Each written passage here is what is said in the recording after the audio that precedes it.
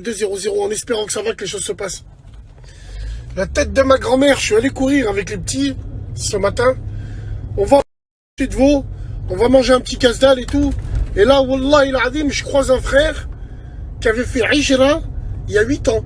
Il y a 8 ans, un frère, il travaillait avec moi à Riva Alstom. Et déjà à l'époque, il avait projet de faire Hijra. Et c'est ce qu'il a fait, machallah. Mais il m'a raconté une histoire. La tête de ma mère, j'ai pas envie d'en faire une généralité. Mais c'est pour ça que moi, j'ai toujours snobé les meufs du bled. À choisir entre une maghrébine de France et une maghrébine du bled, mon choix, il est rapidement fait. Alors évidemment, on va pas en faire une généralité. Mais wallah, wallah, wallah, c'est des plus vicieuses tumeurs. Ah, donc le mec, il fait quoi? Il fait Hijra. Il fait Hijra, c'est-à-dire il va là-bas, il épouse une femme du bled. Il épouse une femme du bled.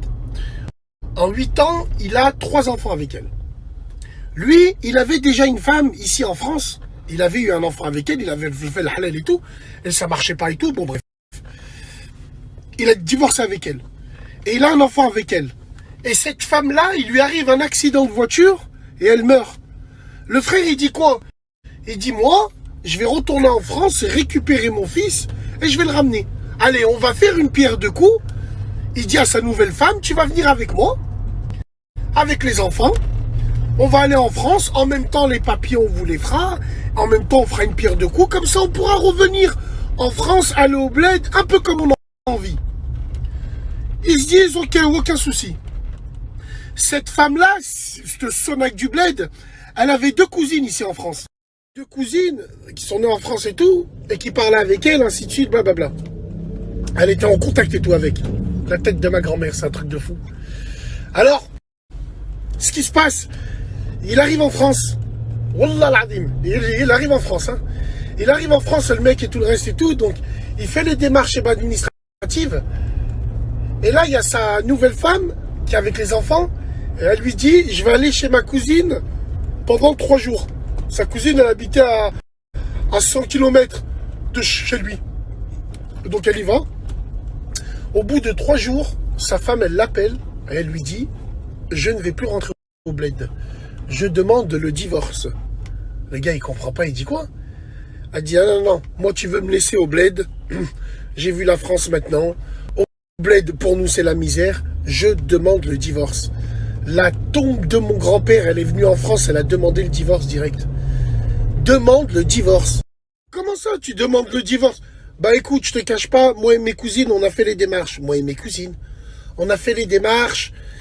Elle a contacté l'assistante sociale. Elle a fait faire des certificats médicaux au bled. La femme, 2 mois avant qu'elle savait qu'elle allait aller en France avec son mari, elle avait pris contact avec ses cousines pour mettre une stratégie en place. Mais quel monde de salope. C'est un truc de dingue. Ça veut dire le mec, ici, il a fait la garde à vue. On est venu le récupérer sur la tête de ma mère. On est venu le récupérer. Il a fait de la GAV. Parce que sa crasseuse de femme de sonaque du bled, elle est partie déposer plainte et elle a fait un dossier béton. Donc lui, il a fait quoi? Il m'a dit, moi j'ai accepté le divorce, j'ai divorcé. J'ai pris mes enfants. Un bot sale. Il a pris les enfants, il s'est barré. Il a pris les enfants, il s'est barré. Et le pire, c'est que la femme, elle n'a même pas cherché à savoir où étaient ses enfants. Qu'est-ce que tu veux que je te dise? Ces gens-là, ils viennent ici, wallah l'adim, là-bas, ils poncent, c'est des ponceurs, ils viennent ici. Ils te font un dossier, c'est un truc de dingue. Ses cousines, elles l'ont aidé parce qu'elle, elle voulait pas revenir en France. Elle voulait pas revenir au bled.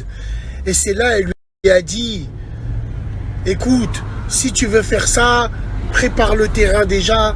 Et mon pote, moi, il me disait quoi, Bassem? Il me disait, subhanallah, 2 mois avant qu'on aille en France, elle me chauffait pour rien, pour un oui, pour un non. On s'embrouillait plus que d'habitude. Elle me poussait à bout. Elle me poussait à bout et à chaque fois que je l'attrapais par le bras ou je l'attrapais par l'épaule, elle prenait des photos et moi je comprenais pas. Ben voilà, elle était en train de constituer un dossier. Mais la vie de ma mère, la honte, quelle honte. Quelle honte. Donc voilà, voilà pourquoi moi perso, évidemment,